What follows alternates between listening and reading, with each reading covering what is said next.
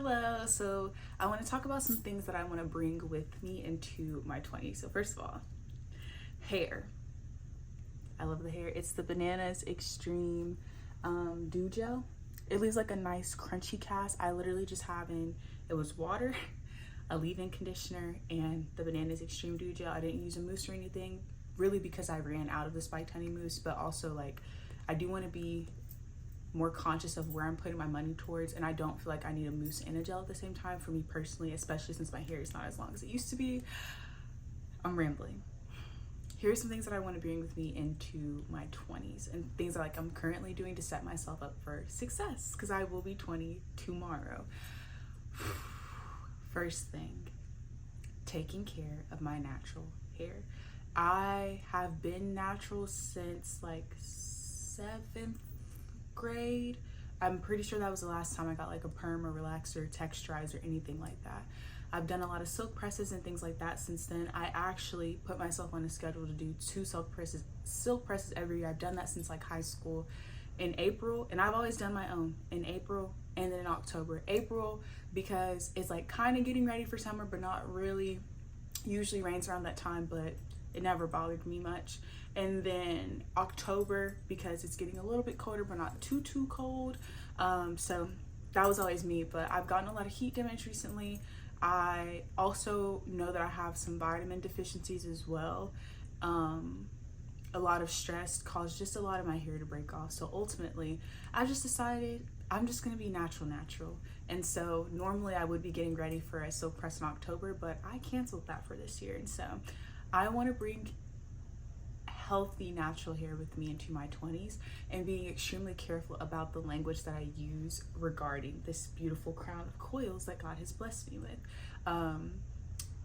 It is very difficult to have to put hours into your hair when you're a full-time student, or if you're a mother, or if you work a full-time job. It's hard, but I do not want to use language like, oh, I can't stand my hair, oh, I wish it was just straight, or I'm just gonna throw a wig on because I don't have time for this. Like, I want to move away from that language and go more towards like, dang, I am pretty tired today, but I do think that I should prioritize the health of my hair. Like, just being more conscious of what I'm saying, because I do believe that we are created in God's image, and that includes my hair as well. It's not going to change unless I do something negative to affect it, like not having enough vitamins, stressing myself out, not keeping up with trims, not using the correct products for my hair porosity, all that stuff. I have fallen in love with my hair all over again this year, with it being short again. I am no stranger to short hair, but just seeing it in this state, like the nice curls, like it being defined, I love it. I love it so much. And y'all, this is it like semi blown out, by the way, like semi stretched. It was much shorter than this earlier. And so also with like my hair not being as long as I'm used to it being, it has forced me to have to really like take in my natural features. Like, I felt so weird at first seeing my hair so short and not like covering my cheeks and the sides of my face, because now my features are more pronounced, but I love it. So that's the first thing I want to bring with me into my 20s. Healthy hair, healthy language surrounding my hair, routines consistently with my hair, regular trims, etc. Second thing I want to bring with me into my 20s is healthy eating. I just started this month in August, but I have seen a drastic difference in, this is TMI, but my poops. I've been having more fiber. Like, when you eat more whole wheat foods, and when you eat more foods that are just like whole from the source, like maybe instead of french fries, you could just dice up a potato and salt them yourself, instead of going to like a fast food restaurant that adds 20 different chemicals. I'm not saying that I'll never eat fast food again. Heck, I just ordered from the Cheesecake Factory today because they gave me a birthday reward. But just being mindful of what I'm eating. I know there's a rule like the 80-20 rule. 80% of your food should be whole foods. 20% is like, okay, you want to eat fast food or you want to do this, fine. I wouldn't even say it's the 80-20 rule for me. It's just me being more conscious of my body. I have to steward my body well. It's so important. And there would be so many times growing up where I'd be like, oh, I'll wait till I get married. I was like, that's when I'll really start working out and start taking care of my body and start eating well, just to prepare for my husband. Why? why does an event have to be that big in order for me to start taking care of myself? I really hit like my breaking point earlier this month with a lot of things that were affecting me emotionally, physically, spiritually, all the things.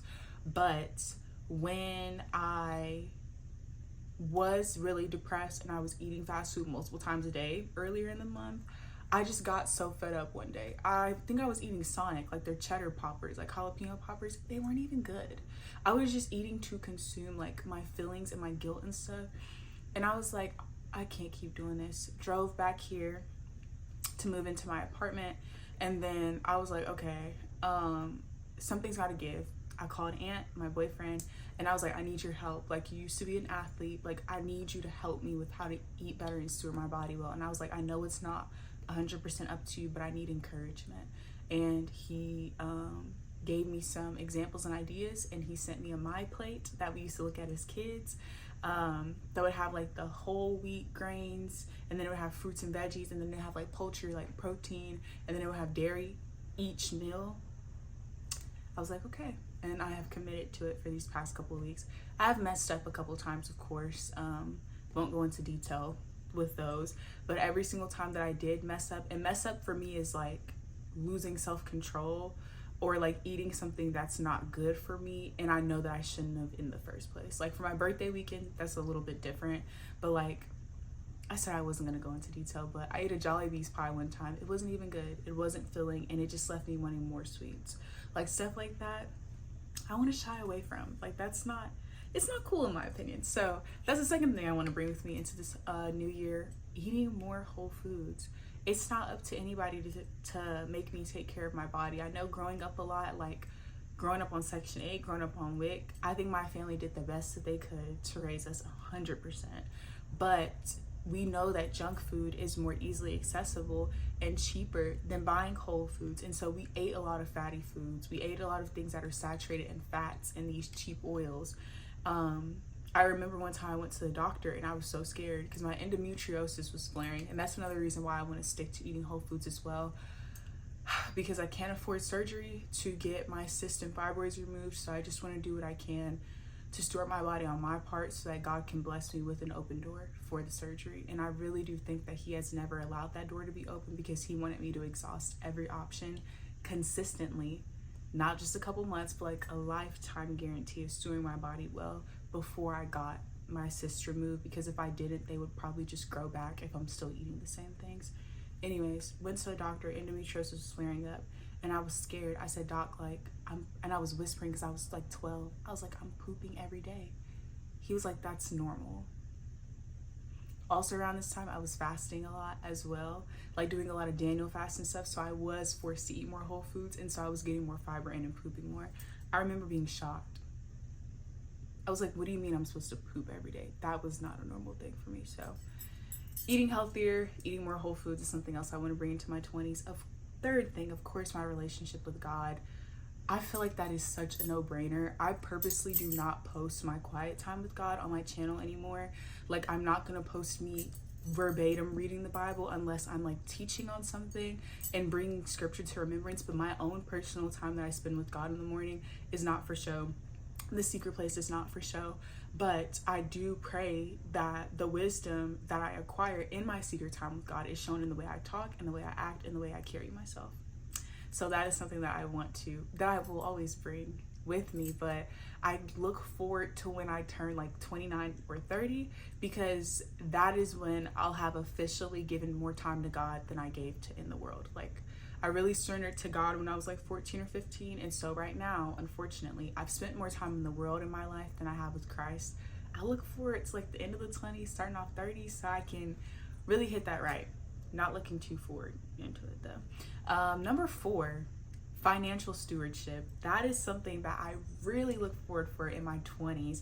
I have my own car now. It'll be paid off by the end of this year. I'll be 20.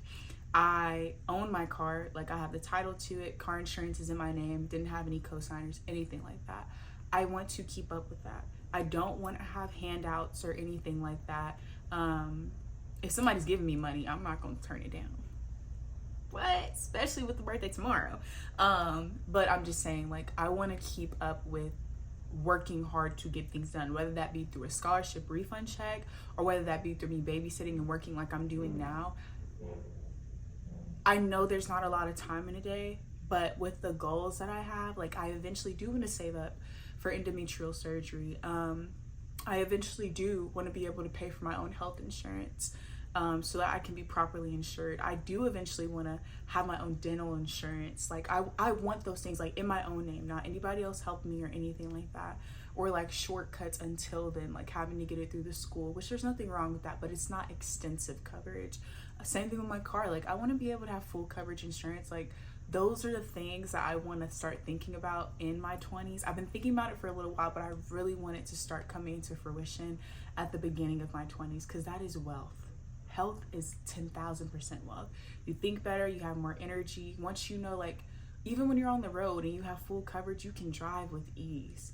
When you know that you can go in a doctor's office and you have the plan that has the full coverage, like you feel better. You really do. So I really want to take in financial literacy with me. I want to bring that with me into my 20s as well. I'm trying to think if there's anything else. Not that I could think of.